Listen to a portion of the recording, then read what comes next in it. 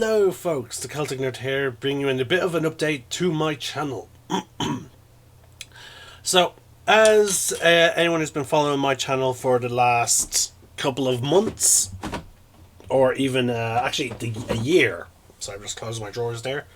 Anyone who's been following my channel for the past year will know that one of my major projects has been Kingdom Hearts Let's Play series. It's been a long, grueling road to get to where I am. We got the secret ending of Kingdom Hearts 3. We've played through every single one in chronological order. We even sat through movies, variations of games, such as Kingdom Hearts, the mobile online game, that was made into there was a movie made to basically explain that story. We watched it at the very start of this whole journey, and then we watched Kingdom Hearts 358 slash 2 days. There was also Kingdom Hearts Recoded, like that movie. And then we played through Kingdom Hearts Birth by Sleep, Kingdom Hearts 1, Kingdom Hearts 2, and Kingdom Hearts Rechain of Memories. And then Kingdom Hearts Fragmentary Passage, and then finally Kingdom Hearts. Kingdom Hearts Dream Drop Distance, and then finally Kingdom Hearts 3. Just a few days ago, on Monday. Actually, no, it was on a Tuesday. Sorry, it was Tuesday. On Tuesday, before I went to Louisbourg, I completed Kingdom Hearts 3. I then decided to jump into Kingdom Hearts Remind. There were some issues that arose, mainly due to the fact that my Xbox would not let me quick resume, and of how spaced out the save points were.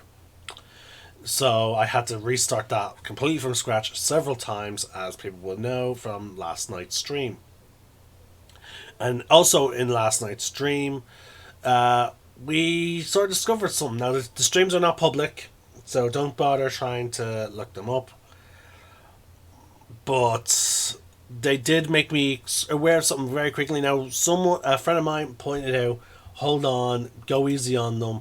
It's their first time ever doing DLC for one of their games, so maybe you're judging them a bit too harshly. That is a fair opinion, and you're right. Square Enix normally does not do DLC for their games. Actually, yeah, there wasn't actually DLC to my knowledge of technically, it's not the company's first time doing DLC, but it's Kingdom Hearts' first time doing DLC. They did DLC for Final Fantasy 14 and 15. But anyway, during my last night's Let's Play, I finally got past the Aqua fight, and I had to fight Terrahort, as the character is referred to. And we had some 3 unique fights from different perspectives of, because Sora is basically pulling the same shenanigans as Xehanort. He is traveling through time, and it's also explaining a good number of certain events. However, after you fight those 3 boss fights, that are, again, very back-to-back boss fights, after you fight those 3 boss fights, you're then back in the maze, and you're basically getting the same fights that we just did in Kingdom Hearts 3. For example, we have to go save Mickey Mouse from the card guy, the lightning girl, as well as Marluxia with his sight. And then we also have, there's some additional scenes added onto them, but for the most part, we're basically rewatching the exact same cutscenes play out. And we're also getting new chances to play as alternate characters. For example, when I went to help Riku, we got an alternate champ. Instead of playing as Sora, we could have played as Riku. And then we got a brief glimpse of what was going on with Aqua Ventus before Sora showed up. Them fighting Vanitas and Terrahort. And we know why Terrahort's armor is not there. It's because of what happened with the previous fight. Um, but again, that's my big issue. The DLC has us essentially redoing, after those three unique boss fights, we then had to do a series of pretty much the same stuff that we just did, but with, oh, there's additional scenes. And I'm gonna be honest with you, folks. It's not worth it. Um, like, we play as Aqua. Now that fight was difficult, fighting as Aqua, because Vanitas is essentially useless, and with trying to fight the two bosses at the same time is difficult. Particularly as Aqua, because Aqua does not have the same access to the same abilities that we had as Sora. She, in my opinion, is significantly weaker. That fight was a bit of a slog, and then we had, the only benefit was we had a couple of scenes before Sora showed up of Ventus and Vanitas, trading lines back and forth. And then we had, after that, we had an extra scene with Axel and Kyrie fighting together. That was pretty cool. Then we had some additional scenes of Roxas teaming up his with Zion and whatnot. Like, again, some of the scenes are pretty cool when we get new scenes, but again, for the most part, it's the same. Playing as Roxas again is pretty cool, except what's frustrating is my two companions are absolutely useless, and it's relying basically to beat Sai, or Sex or whatever, how you pronounce his name, because they added the X to his name and they rearranged the letters. You're basically having to keep blocking and then do a counterattack, then block, then counterattack, then block and counterattack. But there's a problem with that formula. Your two other companions, Zion and Axel, are absolutely useless because they keep going down, which then means Xemnas is going to attack you. And when you go to counterattack, you have no invulnerability when you counterattack, which means as soon as I go to counterattack, if Xemnas is not distracted by killing the other two guys, I then get damaged. And the amount of damage I'm taking, I take 2 hits and I'm gone. And I spent over an hour on that fight. And again, the payoff is going to be, it's the same scene as we already got, but then also an additional scene. So, it's just really not worth it. And I imagine after all these boss fights, it got me curious because of how much repeats we're getting. So because of how repetitive it seemed to be, I decided to look up. Is it how sane is it? So again, we get the 3 unique fights with Dark Inferno X, Dark Aqua, and Terra Xehanort, or Terrahort. That was pretty cool. But then we get, again, Luxord, Marluxia, and Loxine. We then got Xigbar and Riku Replica. Then we got Terrahort and Vanitas. And then we have to once again fight Sai and Xemnas. So I was like, you know what, I'm curious, let's look ahead. So I did.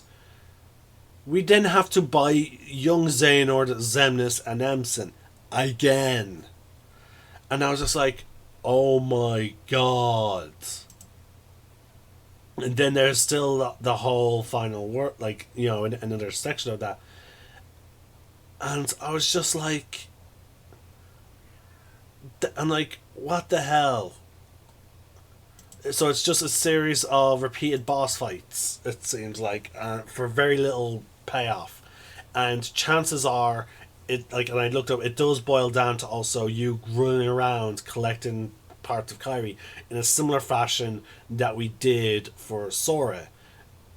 And I'm just like, I'm sorry, folks, it's not worth it. Like at this point, it at this point it's not worth it, and I decided, you know what, because I cannot even do any grinding. Because again, like I doubt I can level up Roxas. Uh, I can't level up Roxas, which means that fight is not going to get any easier. Except, like again, maybe my reaction time can get a little bit better, but that's about it. That's all I can really do to make that fight a bit easier. Is just keep at it, and hopefully I will break through, similar to how I did it with Xehanort in the final boss fight. But yeah, folks, it's too little of a payoff for what's going on. So this is technically me announcing that I'm ending my Kingdom Hearts Let's Play series with just the secret ending, rather as opposed to with the secret ending of the base game Kingdom Hearts 3, and I will not be doing Kingdom Hearts Remind. There's just too little payoff for really difficult fights as like technically weaker characters to Sora. So, because again, I am curious about why Sora's still not there. I'm sure we'll get an explanation in the next game. I don't think they're going to have it there. I don't think Square Enix is going to be, oh, you did not play Remind? Well, you know nothing. I'm pretty sure they're going to have some kind of decent enough explanation part either at the start of the game, or like with Kingdom Hearts 3, there's going to be a thing that I can select on the main menu that will basically explain what is happening. But yeah, the start of Remind was very good. I will say that. Learning about what started Xehanort on his journey, and like again, all that was interesting. It was all good. I liked it. But unfortunately, they did not keep up that momentum. In terms of decent narrative, like I suppose, or at least they could have done something. I don't know what. See, it's because the way they're doing the time traveling in this version of the game, it is a little difficult to be like, oh, this is how they can fix it, because apparently, like the way they're doing time travel has very strict rules. You're not so much physically traveling through time; it's more your mind, and you can only technically go to where you've been or where you have a body. It's weird. It's the reason why Xehanort, split himself up, so it could help him facilitate his traveling.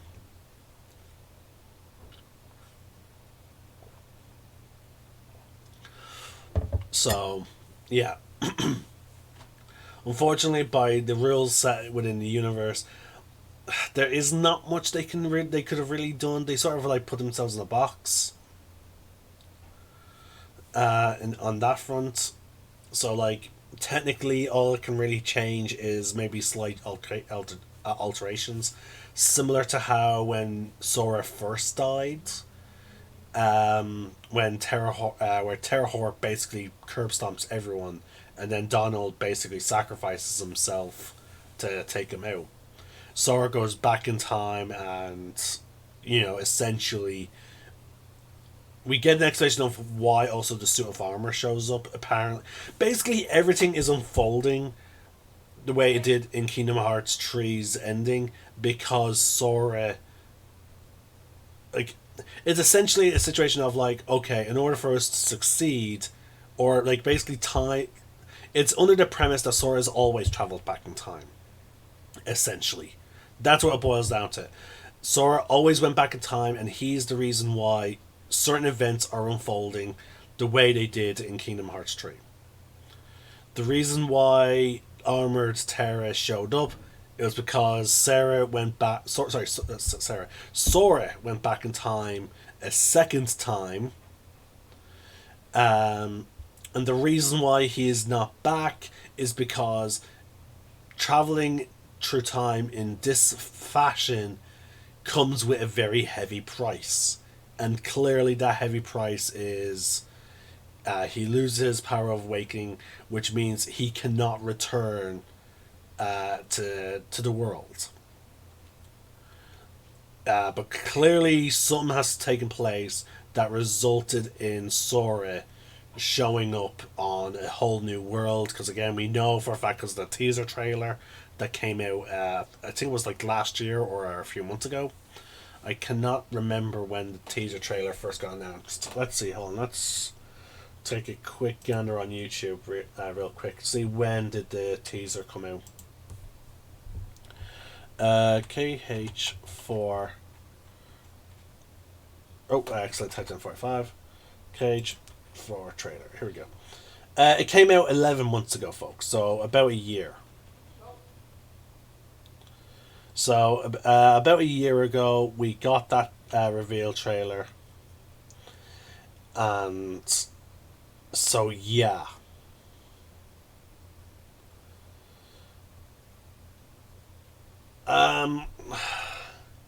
Maybe I'll.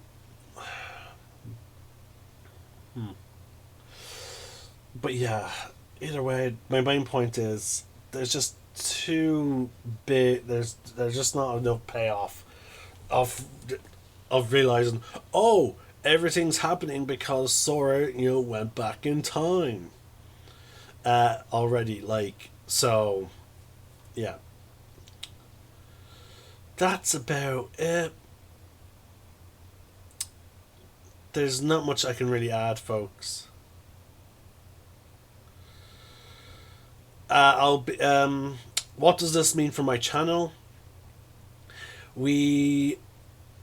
Because I am now done with Kingdom Hearts until Kingdom Hearts 4 comes out, we are going to be transitioning to a new game. There are two games in particular I want to transition to, and that is not Kingdom Hearts. That is Legend of Zelda: Breath of the Wild. Again, I really want to stream that game because we also got Breath of the Wild 2 coming out eventually, and also it's a game that I've been wanting to play, and unfortunately we can only have the one save file, so which means since I want to do a stream of it, I pretty much have to. And the same goes for Pokemon Scarlet. So I will be tackling those games. Luckily enough, those games generally are short. What really sort of draws out Pokemon games is the collecting of Pokemon. So, and because also they're typically not built for constant playing. Like you can typically finish a Pokemon game very quickly. So, and we are in a habit of being over leveled as we are now. So it shouldn't be too long. So we'll probably do Pokemon first, move on to Breath of the Wild, and then once Breath of the Wild is done, we'll be then moving back to another AAA game in the form of Assassin's Creed Valhalla. I might take a little break, and it's the open beta starts tomorrow.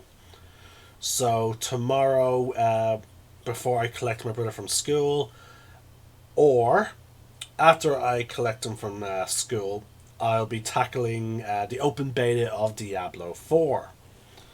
I'm a little curious about what changes they're bringing to the Diablo games. I heard some interesting things. Some people are saying like, "Oh, Diablo 4 is not as bad as we thought it was going to be." So that is a positive. Also, I'm reminding myself that this is just a beta, so which means we're not seeing everything. I do like the fact that we are definitely getting a Necromancer class from the start, as opposed to what happened in Diablo 3, where you had to buy the Necromancer class as DLC, and it really was not worth the €13 uh, slip. Sorry, the €13 price, because it added a whole new region, but there was no reason to go to that region outside of doing dailies. So that's it. Uh, it's the end of my Kingdom Hearts Let's Play series. I revealed what I'm doing next. And that's my Warhammer chat going up because of 10th edition being announced. So yeah, there probably won't be any videos other than this today because I used up my time talking about 10th edition Warhammer and this announcement. So I need to rest my voice because I do have Adventures League to get through. I am DMing of this week, so yeah. That's it for my announcements. This is the Celtic Nerd signing out.